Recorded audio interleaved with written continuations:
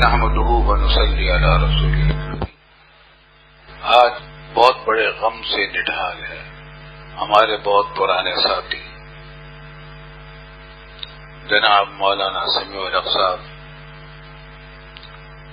رحمت اللہ علیہ، جو اگوڑا خطک کے مدرسے کے رئیس بھی تھے، شیخ الحدیث بھی تھے۔ ان سے ہمارا بہت پرانا تعلق تھا، بلکہ ان کے والد ماجد حضرت مولانا عبدالحق صاحب رحمۃ اللہ علیہ سے بھی پرانا تعلق تھا۔ حضرت مولانا عبدالحق صاحب رحمۃ اللہ علیہ نے دارالعلوم دیوبند میں تعلیم حاصل کی تھی، اور ہمارے والد ماجد حضرت مولانا مفتی محمد شفیع صاحب رحمۃ اللہ علیہ کے شاگرد رشید تھے، اور پھر وہیں فارغ التحصیل ہونے کے بعد وہیں مدرس بھی ہو گئے، دارالعلوم دیوبند میں تعلیم اور تدریس بھی فرماتے تھے، اور بہت سے علماء نے ان سے اس وقت وہاں استفادہ کیا اور علم حاصل کیا۔ پاکستان میں سب سے پرانا مدرسہ، پھر یہاں آ کر انہوں نے مدرسہ قائم کیا گوڑا خٹک میں۔ جب پاکستان بنا ہے تو پورے ملک میں دینی مدرسے صرف 3 تھے، پورے مغربی پاکستان میں تو 3 مدرسے تھے۔ ایک مظہر العلوم کھڈا، کراچی کے کھڈا محلہ ہے ایک، اس میں دارالعلوم مظہر العلوم تھا اس کا نام، اس کے جو بانی تھے وہ بھی دارالعلوم دیوبند کے فاضل تھے۔ ایک مدرسہ ٹھیڑی میں تھا خیر المدارس کے پاس، اور ایک مدرسہ اکوڑا خٹک کا دارالعلوم مقانیہ تھا۔ پورے ملک میں صرف 3 مدرسے تھے، باقی جتنے مدرسے قائم ہوئے سب اس کے بعد قائم ہوئے، خیر المدارس، جامعہ اشرفیہ، دارالعلوم کراچی، نیو ٹاؤن وغیرہ سب۔ تو اس خاندان کی بہت پرانی خدمات ہیں دین اسلام کے لیے، اور خاص طور سے علمی مدرسوں کے میدان میں۔ ان سے ہمارا پرانا تعلق رہا، اور تقریباً دوستانہ تعلق تھا ان سے۔ سن 1952 میں سب سے پہلے میں اپنے والد ماجد رحمۃ اللہ علیہ کے ساتھ اکوڑا خٹک دار والد صاحب کے ساتھ حضرت مولانا عبدالحق صاحب رحمۃ اللہ علیہ نے ہمارے والد صاحب کے قیامت پر بہت شاندار انتظامات کیے تھے۔ والد صاحب کا وہاں قیام ہوا، درس ہوا، بیان ہوا۔ اس وقت سے ہمارے تعلقات مولانا سمیع الحق صاحب سے چلے آ رہے تھے۔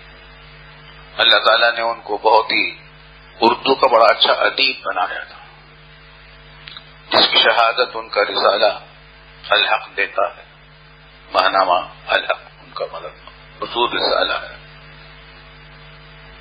بہت خوشگوار مزاج کے آدمی تھے، خوش مذاق تھے، مجلسی باتیں بڑی مزیدار ان کی ہوتی تھی۔ اللہ تعالیٰ ان کو غریق رحمت کرے۔ بار بار ان کے یہاں پر مدرسے میں حاضری ہوئی۔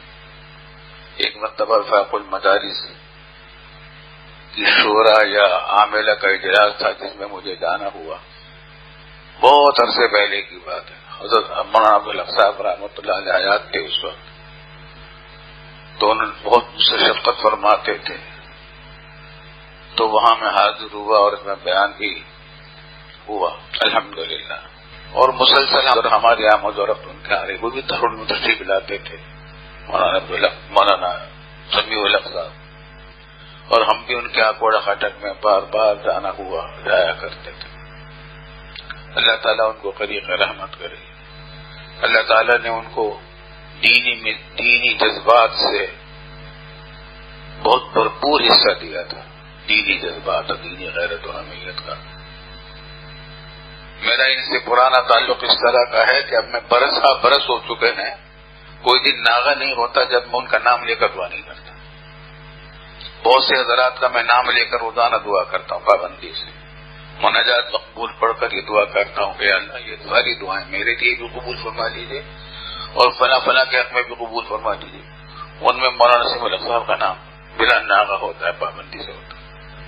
مولانا عبدالحق صاحب اور ان کے گھر والوں کے لیے، اہل خانہ اور متعلقین کے لیے دعا کرتا ہوں، آج بھی دعا کی ہے اور دعا کرتا رہوں گا. اللہ تعالیٰ ان کو غریق رحمت کرے، ان کے درجات بلند فرمائے. جس انداز میں ان کو ظالمانہ طور پر شہید کیا گیا ہے اس سے دل زخمی، ہمارے دل بھی زخمی ہیں.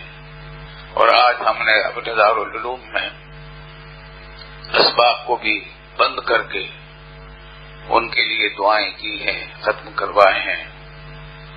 ختم قرآن بھی ہوا، ختم خواجگان بھی ہوا، ختم آیت کریمہ بھی ہوا، اور سب سے بڑھ کر یہ کہ بخاری شریف کے 5 مرتبہ ختم ہمارے طلباء نے کیے ہیں. کیونکہ ختم بخاری کے بعد بھی دعائیں بہت قبول ہوتی ہیں تجربہ ہے بزرگوں کا. الحمدللہ یہ سب دعائیں ہوئی ہیں ان کے لیے. انشاءاللہ ان کے لیے تو بہت بڑی بشارت ہے. اللہ نے ان کو اپنے راستے میں شہید کیا ہے. ان کو دشمن نے جو شہید کیا ہے وہ ان کی اسلام دوستی کی وجہ سے شہید کیا گیا ہے، اسلامی جذبات کی وجہ سے ان کو شہید کیا گیا ہے.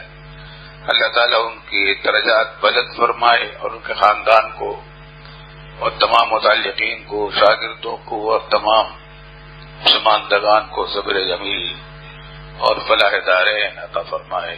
ان کا اصل میدان جو تھا وہ علمی تھا، اصل میدان ان کا علمی تھا. مدرسے میں درس و تدریس ان کا مشغلہ رہا.